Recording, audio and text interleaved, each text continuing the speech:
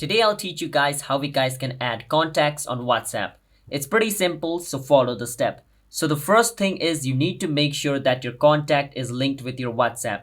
For that you want to open up your setting and scroll all the way down until you see WhatsApp. Once you see WhatsApp, click on WhatsApp to open it. Now once you open WhatsApp, over here where it says contact, make sure it's on. If it is off, this technique is not going to work.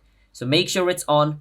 Once it's on, you can go back to WhatsApp. Now whoever is inside your phone's contact is going to be shown on WhatsApp. By that I mean, let me just go into my WhatsApp to show you. So once I open my WhatsApp, I can click on this little pen and paper icon at the top right.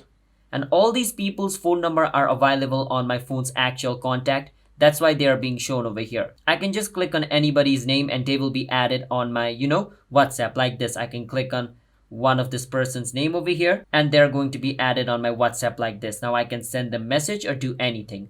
But let's say you want to add somebody manually. What you can do is click on the pen and pencil icon again and click on where it says new contact.